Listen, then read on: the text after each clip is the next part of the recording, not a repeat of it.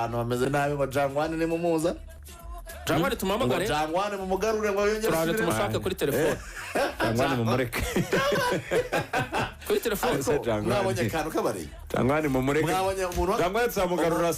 azamu yagarutsa mwabonye umuntu w'umureyo wafashe screenshot y'abafana ba Rayon Sport bahagaze handi nyine muri kira gice cyo kuri Tapis Rouge bambaye nyine ya myenda baravuga ngo ngo nta kibazo ngo twebwe ngo twari twambaye ibitenge munsi yashyizeho ifoto y'abantu bari bagiye gufana match ya APR biyambara imyenda isanzwe ivangavanze nyine wambaye umukara wambaye ubururu wambaye icyatsi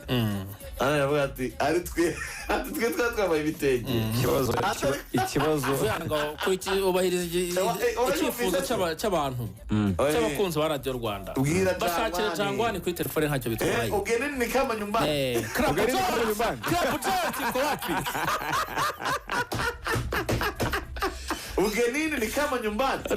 narapostinga navuga ni polisi birakunze APR biranze ariyo comment nka magana ngahe zose zirimo kuvuga ngo Club Giant bagashyiraho imiriro ugenini kama nyumbani ngo ikipe ya polisi ngo ngigere y'amahoro muzagaruka amahoro Jangwani Franka uratwumva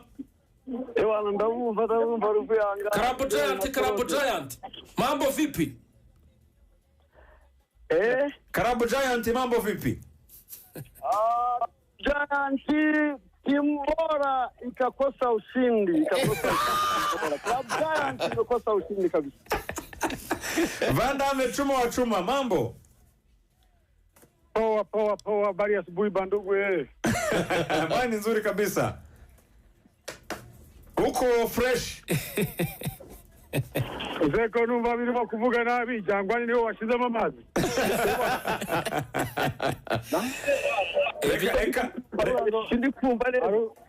Reka duhere ukuntu umuntu muteri hahamuka yarangiza na mikoro n'amasinga gasukamo amazi kugira ngo bitumvikane Reka duhere kuri Jangwani watsinzwe na polisi kuri penalty 6-5 ni match wari watangaje amagambo menshi cyane no kwa gatandatu byagenze gute ko wakubiswe n'inkuba nasubiremo babakigiye yapangaga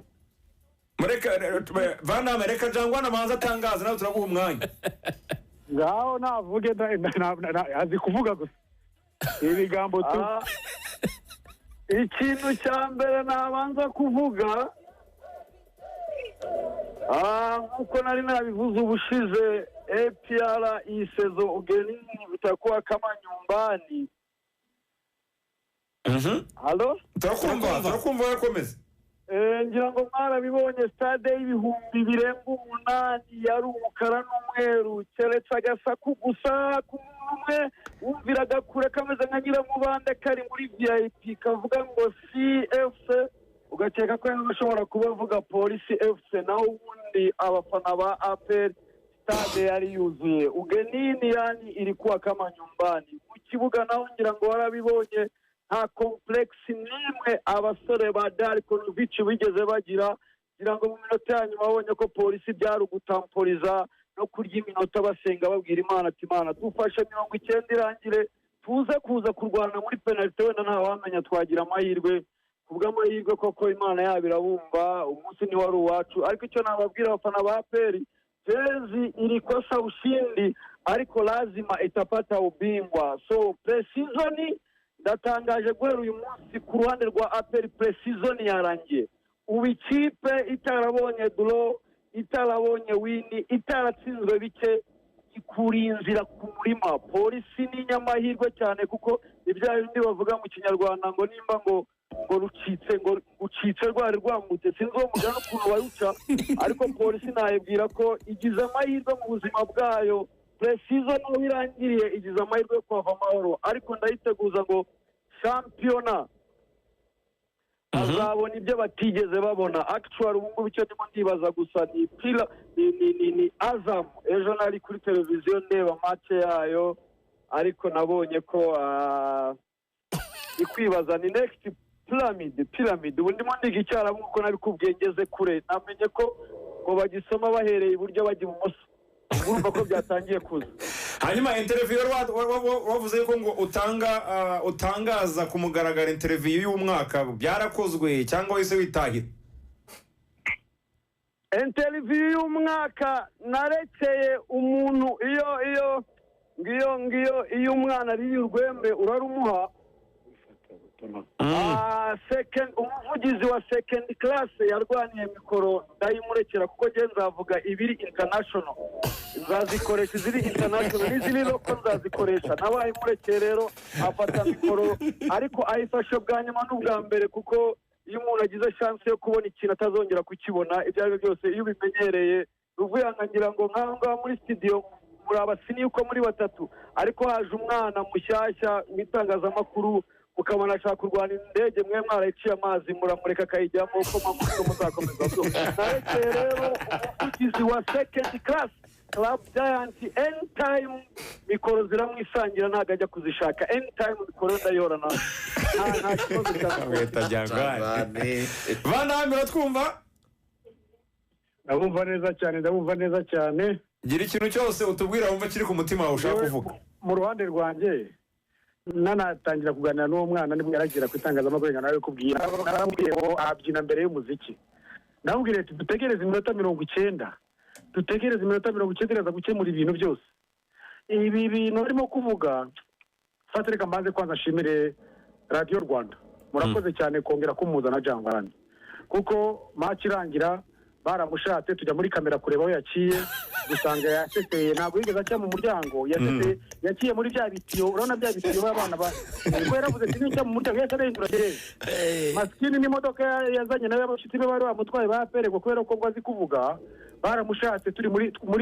muri nuza muri parikingi baramubura ariko turebye muri kamera dusanga yaseseye ndashimira RBA kubona mutumye yongera kuvuga icya kabiri reka nshimire ubuyobozi bwa polisi kuva kuri afana ikipe kugera kubo bakorana bose mwarakoze cyane kuturekereza neza ikipe ya polisi iratanga icyizere 100%. Reka nshimire abafana ba polisi mereye kubo dukorana umunsi ku wundi muri Jari Transport, Jari Microfinance na Jari Construction. Nshimira afana Dodo kuba yarambwiye ati ntabwo uzongera kumbura ku kibuga mu mungu wanjye. Ndashimira cyane abafana ba polisi, ndashimira youth volunteers. Baravuze ati twebwe ikipe yacu n'ubundi ni polisi. Baraza baravuga ati tugomba kubita stade tukayuzuza. Ibyo yavuze ngo hari umukara n'umweru aribeshya cyane ko n'abafana mwarababonye. Yaravuze ngo sinzongera kuvuga ikintu bita abafana. Oya ahubwo bitewe na experience mfite muri football y'u Rwanda. Bene abo ngabo babita ninyigagomba bese baza akibaze nk'amagambo ari kuvuga yaravuze kuri Simba ngo mutatusikia aragenda buri mukinyi wese umwambwira Fabregas undamugira Thierry hari undamugira Ronaldinho undamugira Messi undamugira bose undamugira arangije aravuga ati tugiye kwerekana urugero kuri polisi ngira ngo ndabyibuka ruvuyanga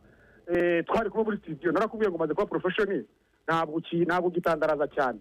twari kuba studio uramubwira ati icyo uri kuvuga zabisubiramo nyuma ya match watsindwa rubuya siko bimeze nibyo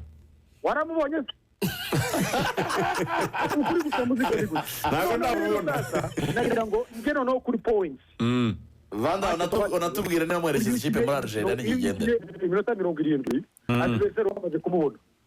ikiba gisigaye ni kibuja match buriya iminota 45 ya mbere burya ibari y'abakinnyi 45 ya kabiri babigiye bari mu y'umutoza kuko burya abakinnyi baba bafite ibyo babwiwe mbere yuko match itangira baragenda bakabyapurika muri 45 minutes ya mbere 45 minutes y'inyuma ya kabiri umutoza bamaze kureba mugenzi we yarangiza akagira gute akagira kandi gakire gafashiramo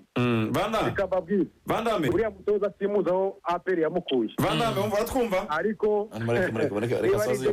niba ari ibyo byazanye muri industry ya football y'u Rwanda arahiye ntabwo amaze kabiri kuri guca muziko ndi gushya kuko njyewe nashyizemo intwaro zanjye zose babandi batandatu mwategetse nibo nashizemo arangije we bana babategetse ndakuvuga ngo Vandame icyo cya kabiri umutoza yatuzemo rero ndashimira cyane staff technique ya polisi ngashimira cyane abafana ba polisi FC ngashimira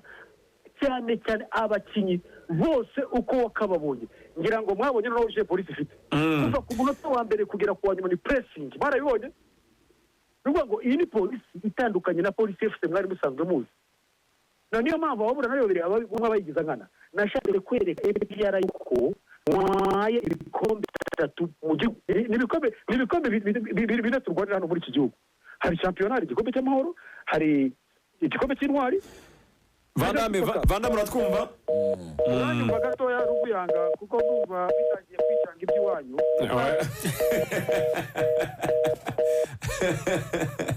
Yes barakoze cyane abavandimwe Vandame ndetse na Jangwani Mugisha Frank aka Jangwani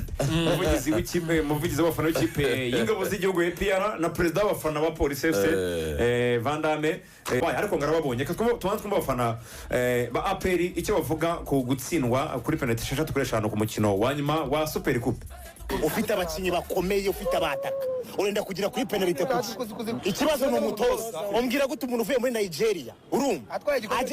atwaye igikombe ari kapiteni agera mu Rwanda ngo nagari ku rwego gukoresha imyitozo by'umwero bingahe bataramenyerana guteza amenyerana kanga ikibazo twibaza ubu hape ni ikipe yaguze abakinyi b'abanyamahanga batari fit mu Rwanda yonyine none se nagarasobanukirwa urwego rwa Ramazari bamaranye imikino 8 nimba mu cyatari ku rwego ni gute azaza muri fitness gute twamuhaye n'iminota 10 yo gukina yego gute ureba urose umbwira gute ngufite umuhinga nka muzungu ni yacenga umuntu na santere yakata ufite rero ngo Gilbert barafina icega nirimo ubibonye muri batch 8 ntacyo wahindura bari abanyamahanga baba bari hasi abanyamahanga bari Gilbert amaze gukina imikino 5 yose nta santere nimwe yahindura nta wonu tageti yabona Ramazani bikibose amaze gukina nta wonu tageti yatera Ramini Bat ujya muri Simba Day Shoton tageti twabonye niwe wayiteye uyu munsi yagiye he urambwira Godwin Odibo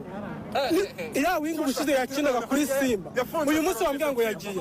Gilbert turabizagira icenga rimwe amaze imikino 5 nta santere nta shot ubakoresha buri munsi abanyamahanga bari hasi bari abanyamahanga byakanye bakina iminota 90 nta santere nimwe barahindura mbona twabonye atakina nta winga afite urangije umushyize mu kibuga twabonye Mamadusi naho yazi uyu munsi tuboneka ko ari gukora pere nziza n'akawuni tageti wone byatewe n'utageti ukamuha iminota 3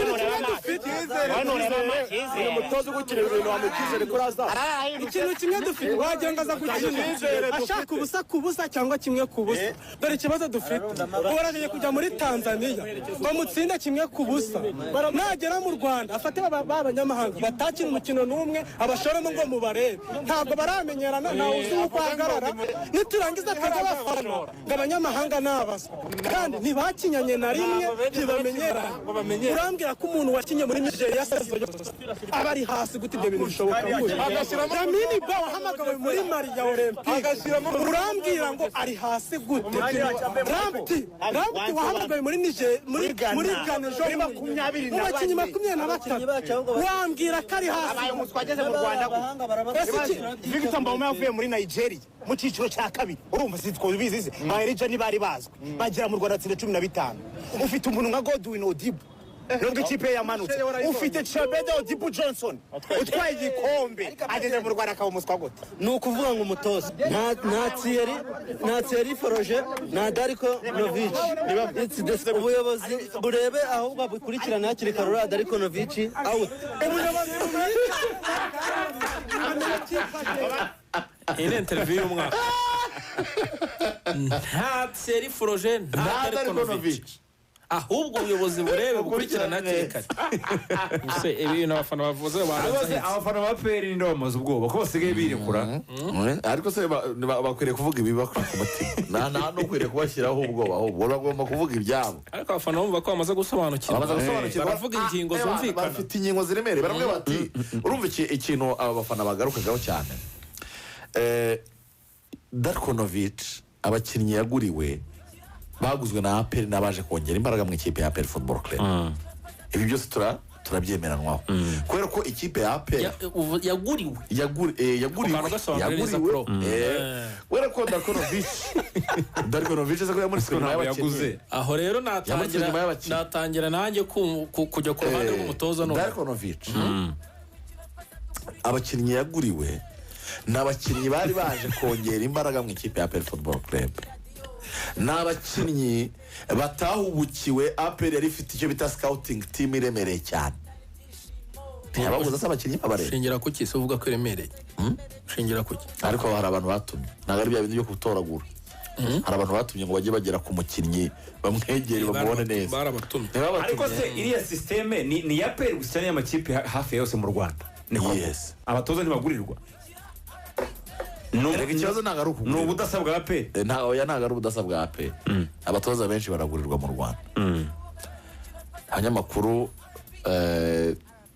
buri gihe badushinja ngo twigize byose ariko twe turebera ahandi uko bigenda